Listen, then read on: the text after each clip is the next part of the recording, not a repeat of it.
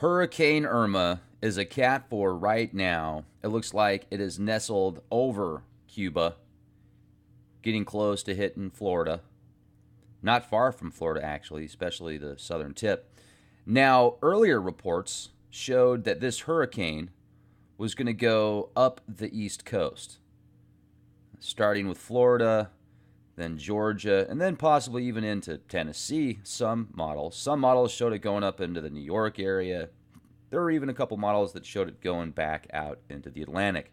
Now, as I've been saying for a few days now, the way that the jet streams are moving and the way that this storm is headed, it looks to me like it's going to go in between Florida, Cuba, and possibly regain some steam or cause some havoc out here in the Gulf of Mexico. Maybe by Alabama, Louisiana, maybe even Texas again, heaven forbid. Houston, Gulf Coast, Port Aransas, places like that are still licking the wounds and going through a lot right now. So I feel for you guys. Now, you'll also notice that the one hurricane that we had out here by Mexico has dissipated. Cutia. Is that how it's pronounced? It's gone, thank goodness. And Hurricane Jose is actually just about as strong as Hurricane Irma right now. Let's look at some of the wind speeds here. Showing the kilometers, about 133 kilometers an hour right here. Where that green circle is, that's the speed, the wind speeds. We take it over here to Irma, and it's about the same, about 135 kilometers, 131 kilometers, 139 kilometers. So it's staying right around there. It's not as intense as it was. I think that the Marshmallow Man that we made the other day, that titanium, graphene, diamond Marshmallow Man, that we said push this thing away, well, it's at least keeping it calm right now, and we haven't had to bust out the request for Dr. Manhattan just yet. Let's hope. I was taking a shower yesterday, and I was focusing my energies. I was closing my eyes, and I was imagining my hand was just humongous. Hello. And it was pushing away the hurricane. It was literally pushing the hurricane gently, nicely back into the Atlantic. Not even pushing, just maneuvering it, like in a very kind fashion. I'm not going after the hurricane with anger. I'm going after the hurricane with love. And it's like, okay, let's just move over here a few hundred miles. Let's just move out this way just a bit. And that way we won't have to worry about causing so much devastation along the coast. Let's just go back out into the Atlantic. Pushing ourselves back into the Atlantic. We're going to stay in calm and then go back into the ocean, be a part of the earth again. All right, so Cuba still getting slammed. Is this in retaliation? Are they doing some weather war manipulation and retaliation of what Cuba was doing to the diplomats out there? Remember that? I don't know. Let's just hope that this thing doesn't go in between Cuba, Florida, gain more steam, turn back into a Cat 5 again, and then pummel the coast. When I talked to Anna and Brian yesterday, very nice people, they went out to Houston to help those in need. And they had a very interesting story to tell, to say the least, about what was actually going on out there, how much it was like Armageddon, The Walking Dead. We are in The Walking Dead right now. Most people are walking dead and they don't even realize it. Isn't that sad? Is there a way that we could offer them a spark of life that they might have hidden inside of themselves by opening a part of their minds, by asking them a specific question or giving them a morsel of information? I don't know. Someone said to me one time, they said, Rex, I like you, but why do you always say, what if? What if? The reason I do that is by asking questions instead of answering all the questions that I ask. A lot of times people come up with their own answers. They start asking those questions themselves, which come to conclusions and answers and information and data, which helps them evolve. And it's kind of fun. What if? What if? So that's why. And what if... wouldn't it be cool if Marshmallow Man completely pushed Irma back into the Atlantic? Because Marshmallow Man is pushing Irma down right now. Marshmallow Man is slowing Irma down. Not completely, but I also think that Marshmallow Man is doing it in a fashion that's not going to be... like, he's not battling Irma. They're working together. They're working together. Marshmallows and hurricanes, graphene, diamonds, and titanium, all working together. Now, if this does happen to sneak through, which it looks like it's attempting to sneak through here, then it could get a little bit, could get hairy.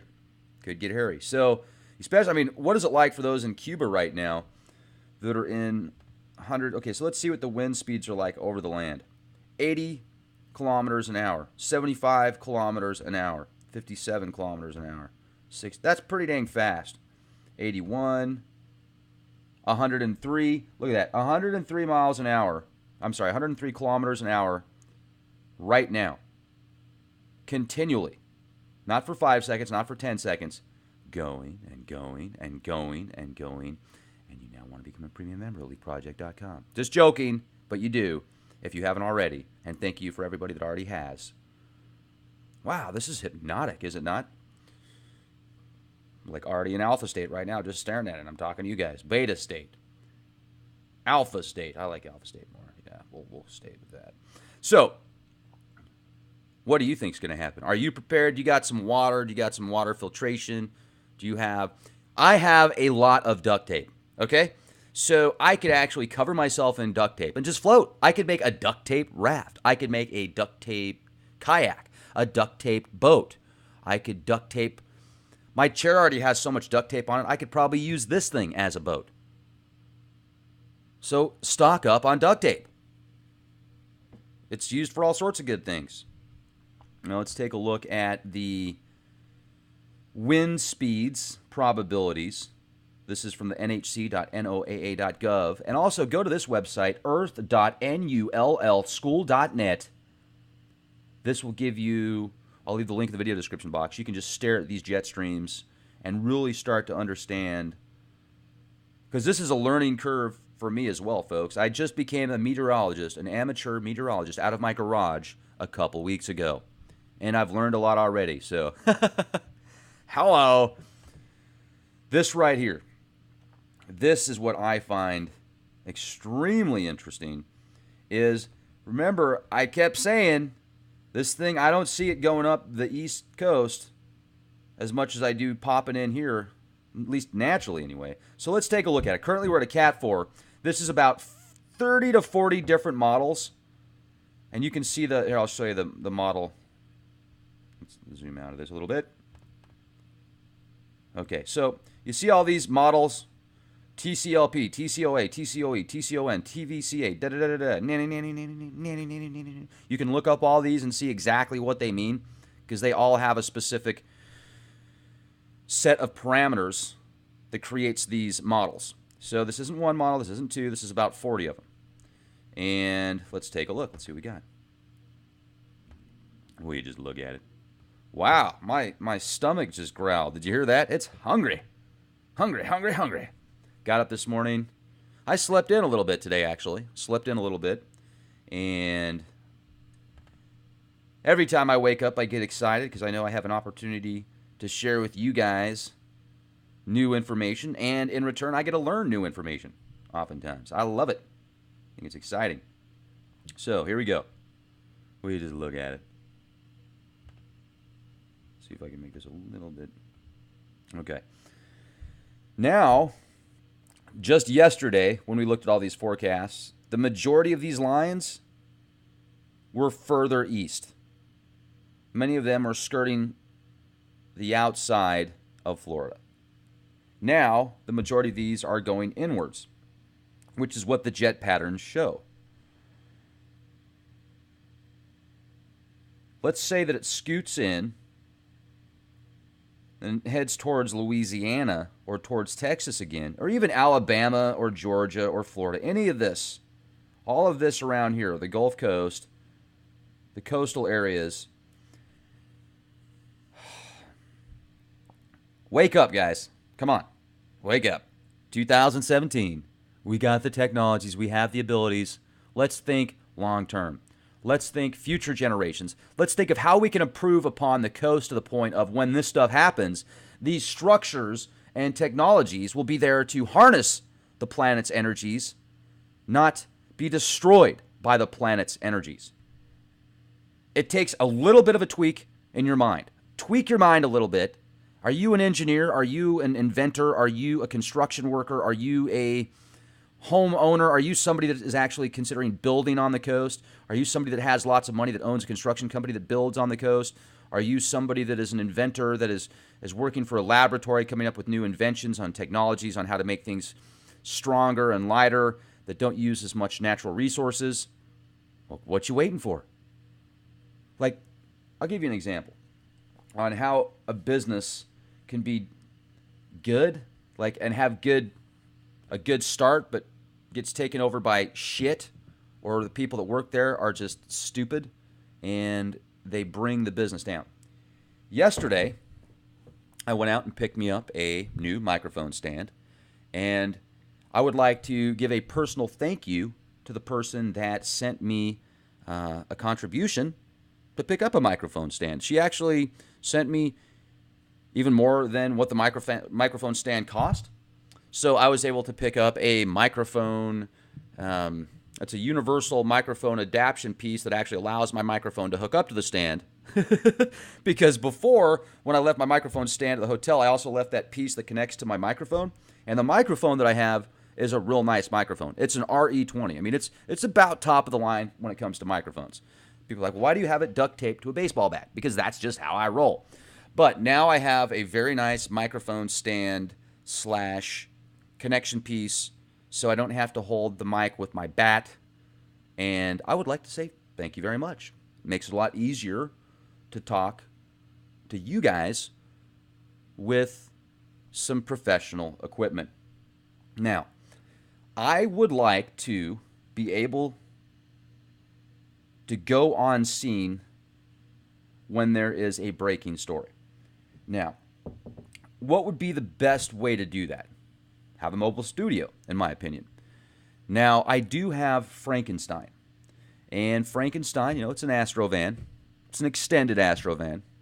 It's probably one of the coolest Astrovans you'll ever see. It's about 22 years old.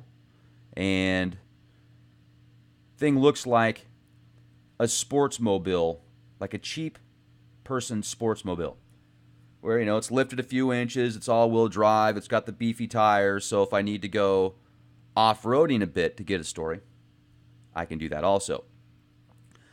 However, it's difficult to stay in this van for long periods of time and do podcasts out of the van as well. So I'm thinking about getting a motorhome and traveling the country extensively in this motorhome. And then this way I could be on site, on scene for a period of time without having to spend $100, $200 a day just to be on the road. Because it's expensive to travel. It is really expensive. With that being said, where am I going with this? If anybody out there is interested in being a part of this, being a part of Leak Project, and you have some monies to kick down, this might be an opportunity for you.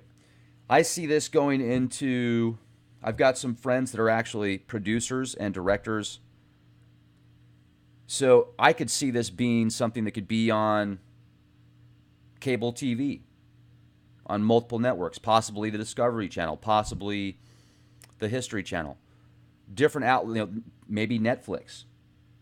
Because a lot of programs and TV shows and documentaries that are coming out now are more on the fringe side. They still tend to keep it at that minimal level, though. I want to take it to the next level. I want to bring information, data, and a whole new spectrum of ideas to the mainstream. Currently, we're reaching about 3 million views a month on Leak Project, on the Leak Project YouTube channel, youtube.com/clandestine time lord. I would like to see that go up to 3 million a day. The more people that listen to the show, if we stay on the right track, and we will, and we are on the right track, this is one of the most efficient ways to change the world, in my opinion, with the resources that we currently have. Because if you can bring somebody's mind to a new level, give them new opportunities, new ideas, new information to come up with new opportunities, new ideas, a lot of times that information will literally change that person and take them places that they never even thought about going before. We continue to spread information, to spread good energy, good vibes,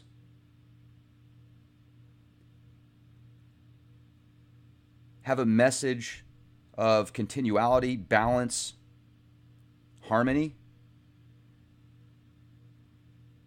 evolution, constantly changing, constantly moving, constantly improving. Because once we stay still, we become stagnant. Somebody asked me a great question the other day, a very good question. When do we stop and say, look, we've got enough technology, enough is enough? That's a great question, because if you think about it, we do have enough stuff right now that we live pretty darn comfortably, most of us. Even people that are considered in poverty status, a lot of them still live pretty dang good compared to people from around the world. So what would it take to just finally stop? I think if we got to that point where we just stopped improving technologies and coming out with new ideas and inventions and opportunities, I think that's bad. Because when you become stagnant, you stop learning, you stop growing, you stop living, in my opinion. One thing that I do agree with about that Ray Kurzweil has written about before is, if you read his book, The Singularity, at the beginning of the book, he talks about how he thinks that there will always be an opposite to something that will be just as powerful.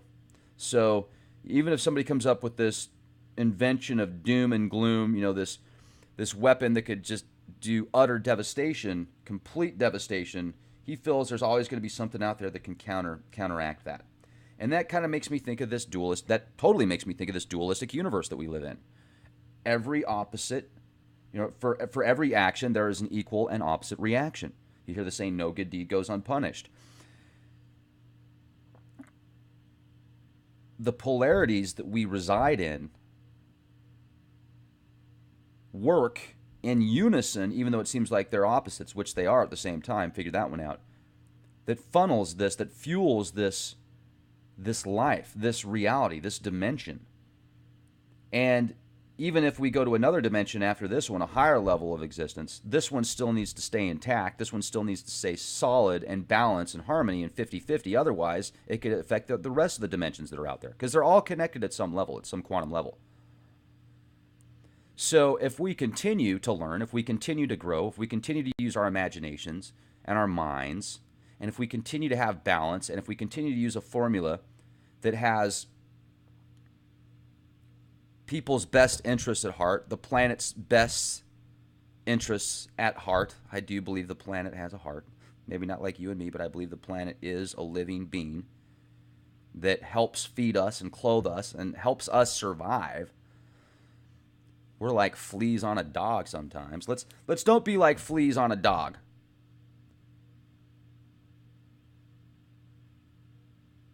Let's don't be fleas on a dog. Let's be something that gets rid of the fleas on the dog without having to be the fleas on the dog.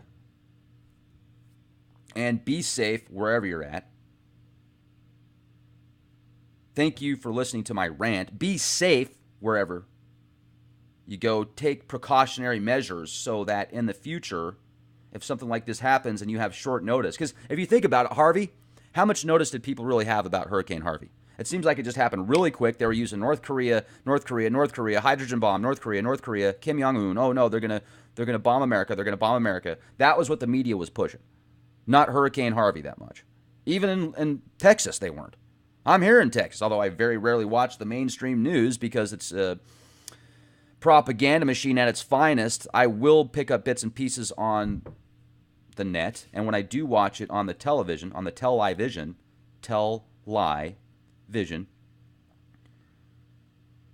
I can only handle so much. My hair literally starts to like get hot. My head wants to light on fire while I listen to these guys spew verbal vomit and brainwashing neurolinguistic programming mechanisms on the masses. They're not sheeps.